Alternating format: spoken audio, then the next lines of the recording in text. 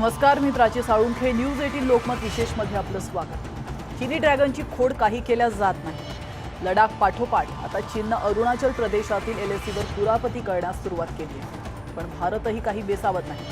चीनी सैनिकांच्या प्रत्येक हालचालीवर भारतीय सैन्याची करडी नजर आहे. चीनने एलएसीवर मोठ्या प्रमाणात इन्फ्रास्ट्रक्चर उभं केलंय. मात्र आता भारतानेही एलएसीवर अत्याधुनिक सोवित्झर तोफा तैनात केलेल्या आहेत आणि त्यामुळे आता चीनी सैन्याच्या पायाखालची जमीन सरकली आहे. अरुणाचल प्रदेशातील एलएसीवर भारताने कशा पद्धतीने चीनची नाकाबंदी केली आहे, चीनला चोख प्रत्युत्तर देण्यासाठी कोणती रणनीती आखली गेली आहे आणि होवित्झर तोफांची चीनी सैनिकांनी का धास्ती घेतली आहे, या सगळ्या प्रश्नांचा वेध घेणार आहोत निशाण्यावर चीन या खास शोमध्ये.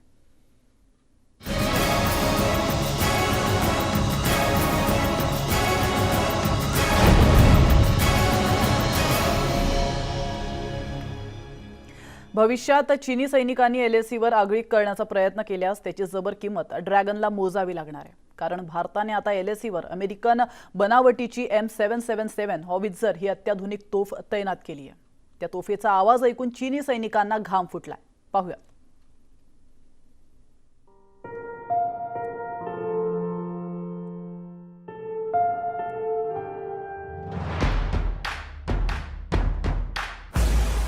एलएसीवर भारताचं कवचकुंडल.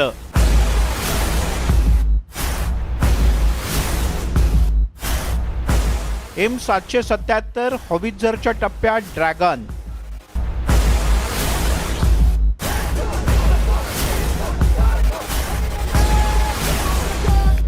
एलएसीवर ड्रॅगनची नाकाबंदी.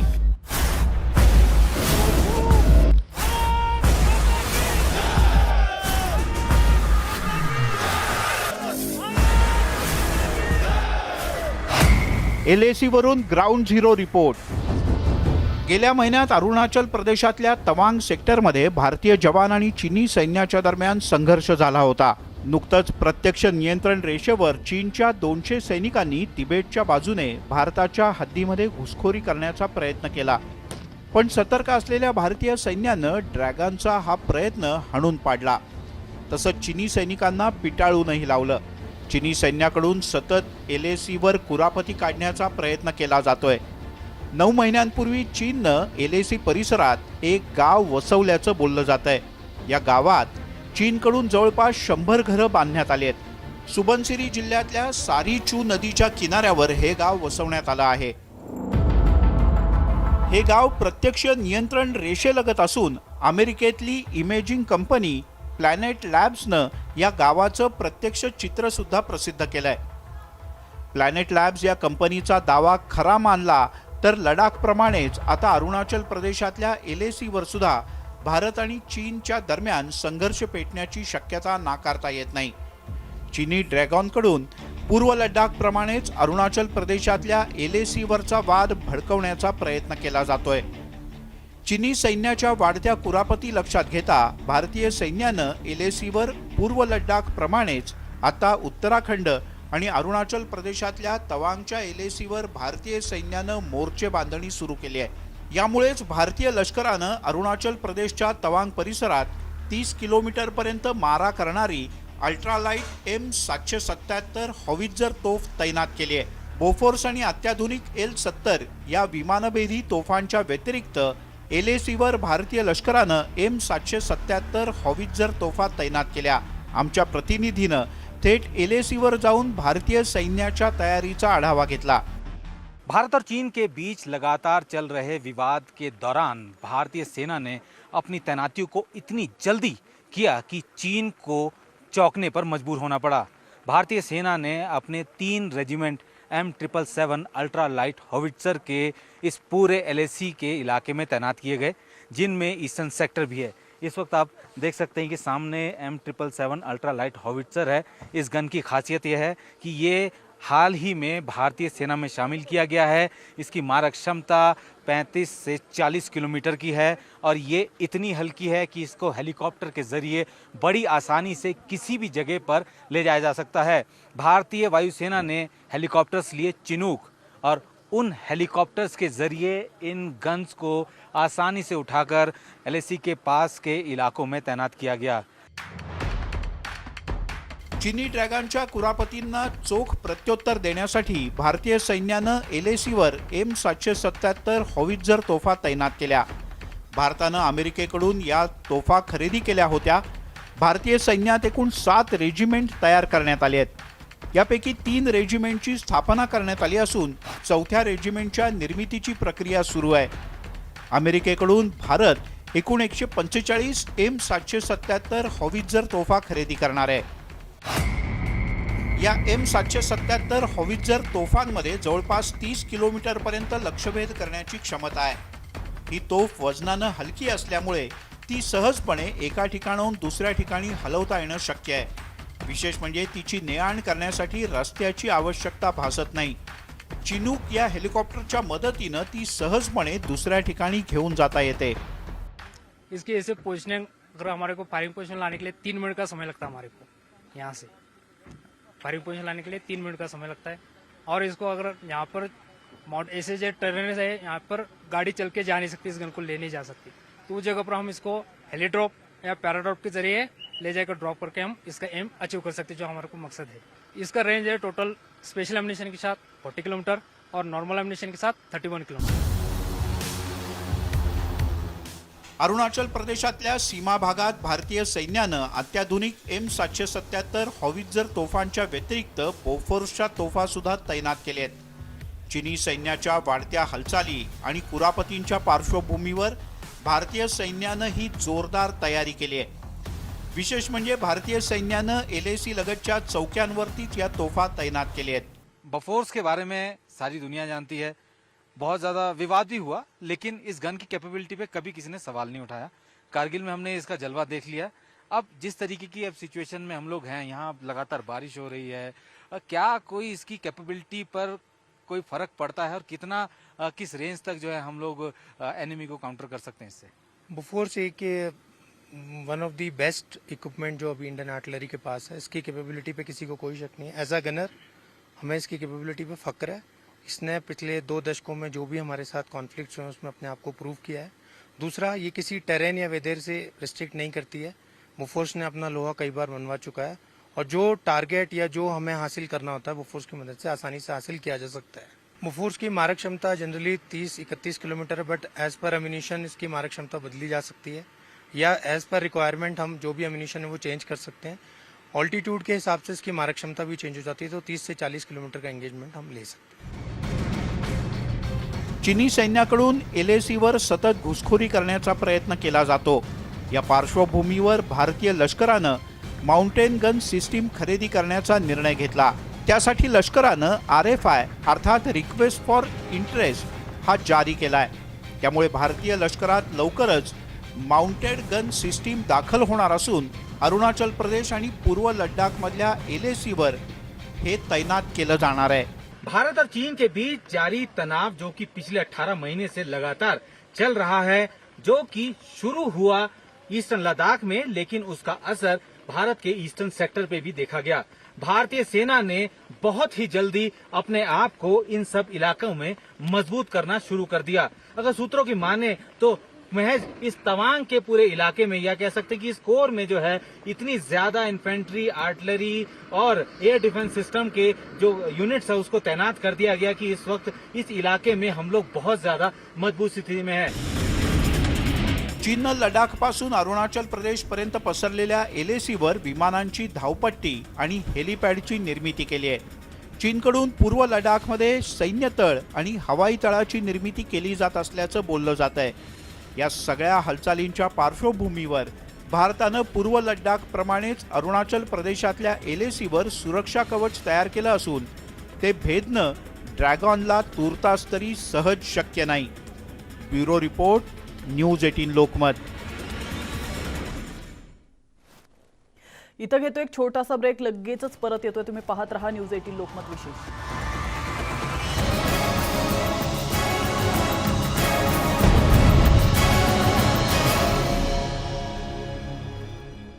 ब्रेकनंतर न्यूज 18 लोकमत विशेषमध्ये पुन्हा एकदा आपलं स्वागत आहे. अरुणाचल प्रदेशातील चीनी सैन्याच्या कुरापतींना लगाम घालण्यासाठी भारताने केवळ अत्याधुनिक तोफा तैनात केल्या आहेत असं नाही, तर भारताने त्यासाठी एक खास प्लॅन तयार केलाय. रक्त गोठवणाऱ्या थंडीत भारतीय जवानांना विशिष्ट प्रकारचं प्रशिक्षण दिलं जात आहे. कसं चालतं हे प्रशिक्षण तुम्हीच पहा.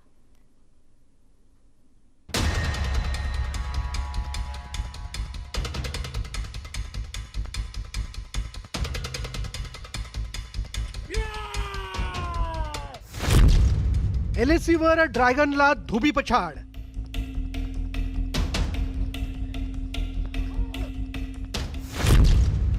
चीनला रोखण्यासाठी खास प्लॅन. LACवर भारताच्या कुरापती काढणाऱ्या चीनी ड्रॅगनला रोखण्यासाठी भारतीय लष्कराने एक खास रणनीती आखली आहे.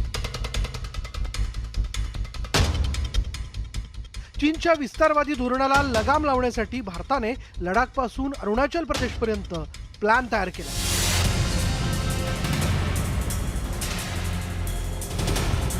डोंगराळ तसंच दुर्गम भागात भारतीय सैन्यानं तयार केलेल्या या चक्रव्यूहाचं नाव आहे प्लॅन 190.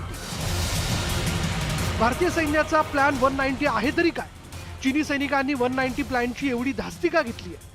उंच डोंगरांवर भारतीय सैन्यानं प्लॅन 190 कसा आखलाय हे सगळं जाणून घेण्यासाठी आमची टीम पोहोचली 15,200 फूट उंचीवरील बुमला खिंडीच्या परिसरात.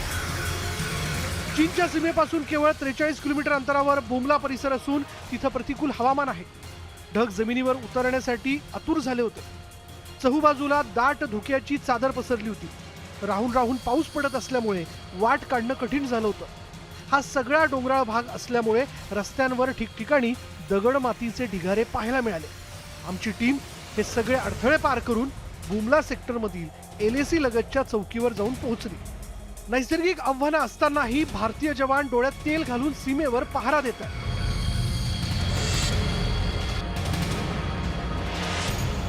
या भागात भारतीय सैन्यानं चीनला रोखण्यासाठी खास रणनीती आखली आहे. भारतीय सैन्याकडून त्याची कशा प्रकारे तयारी केली जाते हे जाणून घेण्यासाठी आम्ही उत्सुक होतो.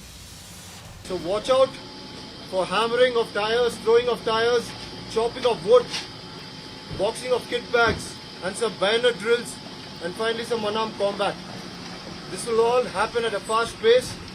So when you have your cameras ready and rolling, do let us know, and we will begin with our proceedings. या भागात लष्कराने जवानांसाठी खास बंकर्स तयार केलेत. आणीबाणीच्या प्रसंगी याच बंकर्समध्ये जवान आश्रय घेतात. तसंच इथूनच शत्रूवर हल्ला केला जातो. इथं भारतीय सैनिकांकडून युद्ध सराव देखील केला जातोय.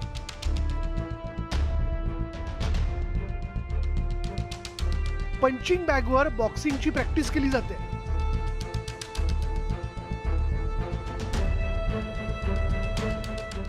आपली शारीरिक क्षमता वाढवण्यासाठी जाबाज जवान मेहनत घेतात. शत्रूंना आगळीक केल्यास त्याचे एक घाव 2 तुकडे करण्याची क्षमता या जाबाज जवानांमध्ये.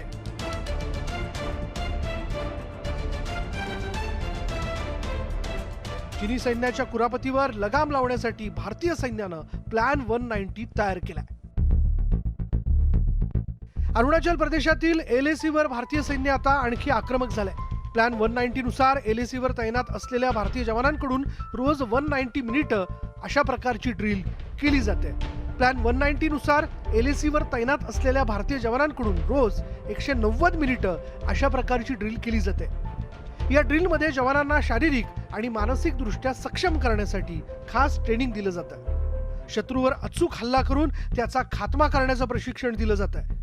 प्लॅन 190 अंतर्गत LACवरील सैनिकांना 160 मिनिटांचं शारीरिक तर 20 मिनिटांचं ॲग्रेसिव्ह ट्रेनिंग दिलं जात आहे. जवान 10 मिनिटं मेडिटेशन करतात. 14 ते 15,000 फूट उंचीवर जिथं श्वास घेणं कठीण आहे तिथं भारताचे जाबाज जवान जोर बैठका, मार्शल आर्ट, शारीरिक ट्रेनिंग आणि ॲग्रेसिव्ह ट्रेनिंग करतायत. याशिवाय जवानांना नियमित ट्रेनिंगही दिलं जात आहे. याचाच अर्थ शत्रूचा सामना करण्यासाठी भारतीय जवानांकडून खास तयारी केली जाते. खरं तर 1962च्या भारत चीन युद्धापूर्वी भारतीय सैन्याला अशाच प्रकारचं ट्रेनिंग देण्यात आलं होतं. पूर्वीपासून या भागातील जवानांना सैन्याकडून कठोर प्रशिक्षण दिलं जातं. मात्र सध्याच्या परिस्थितीत आणखी खडतर ट्रेनिंग देण्यास सुरुवात करण्यात आली आहे. चीनच्या सैनिकांनी आगळीक करण्याचा प्रयत्न केल्यास त्यांना चोख प्रत्युत्तर देण्यासाठी भारतीय लष्कराकडून ही तयारी केली जाते.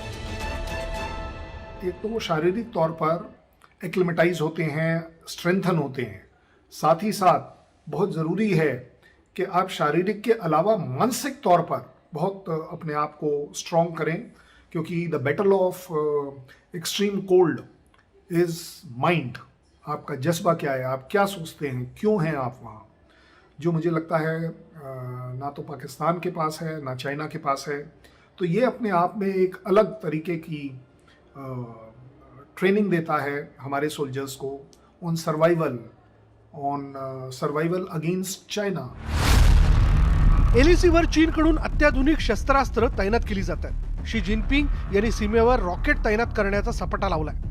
आगामी काळातील युद्ध हे आधुनिक शस्त्रांनी लढलं जाणार आहे. पण पायदळाला समोरासमोर लढावं लागतं हे नाकारून चालणार नाही. त्यामुळेच चीनी सैनिकांनी भारताच्या प्लॅन 190 ची चांगलीच धास्ती घेतली. एलएसीवरील प्रतिकूल नैसर्गिक परिस्थितीत चीनी सैन्याला जास्त काळ टिकाव धरून राहणं शक्य होणार नाही. त्या तुलनेत भारतीय सैनिक एलएसीवर अधिक काळ राहण्यास सक्षम आहेत. भारतीय जवानांप्रमाणेच चीनी सैन्याला ट्रेनिंग दिलं जातं, पण रक्त गोठवणाऱ्या थंडीत चीनी सैनिकांचा निभाव लागणार नाहीये. उंच बर्फाच्छादित डोंगरांवर चीनी सैनिकांची अवस्था पाहण्यासारखी होते. त्यामुळेच चीनी सैन्याचे जवान एलएसीवर जाण्यास तयार होत नाही. त्यांना उंच डोंगरावर श्वास घेण्यास त्रास होतो. एवढंच नव्हे तर एलएसीवर तैनात चीनी सैन्याच्या वेस्टर्न थिएटर कमांडमधील एका अधिकाऱ्याचा याच कारणामुळे मृत्यू झालाय. प्रतिकूल हवामान आणि उंच डोंगराळ भूप्रदेशामुळे चीनवर एका वर्षात 3 वेळा कमांडर बदलण्याची वेळ आली आहे. चाइनीज़ ना तो लड़ने आए हैं, वो सिर्फ अपनी प्रेजेंस दिखाने आए हैं, और उन्हें मालूम है कि हम एक तरह से डेपुटेशन पर 3 महीने के लिए आए हैं. 3 महीने बाद उन्हें जल्दी है कि अपनी वापस जाया जाए, क्योंकि इस तरह का क्लाइमेट उन्होंने ना कभी बर्दाश्त किया है और ना ही वो मेंटली तैयार हैं. भारतीय सेना को एक बहुत बड़ा एडवांटेज है कि पिछले 10 साल से इस तरह के एनवायरनमेंट में हम रहते आए हैं. एक एक अफसर, एक एक जवान 2-2, 3-3, 4-4 बार ऐसे इलाकों में रह चुका है. उसको पुरानी बातें भी पता है, उसको सर्वाइवल टेक्निक्स भी पता है. प्लान 190 तो अब आ गया, लेकिन अदरवाइज हमारे टाइम में 1990s में कोई प्लान 190 नहीं था. चीनने भले ही अत्याधुनिक शस्त्रांच्या जोरावर भारताला धाक दाखवण्याचा प्रयत्न केलेला असला तरी भारताचे जाबाज जवान उंच डोंगरावर शत्रूला चारी मुंड्या चित करण्यासाठी सज्ज आहेत. अत्यंत प्रतिकूल नैसर्गिक परिस्थितीतही भारतीय सैन्याचा जोश आणि आत्मविश्वास जराही कमी झालेला नाहीये. प्लॅन 190 केवळ एक ट्रेलर असून चीनला चोख प्रत्युत्तर देण्यासाठी भारताने सर्व प्रकारची तयारी केली आहे. संदीप बोलसह bureau report, news 18 Lokmat, Mumbai. आणि यासोबतच वेळ झाली इथंच थांबण्याची. मात्र तुम्ही कुठेच जाऊ नका, पाहत रहा न्यूज 18 लोकमत.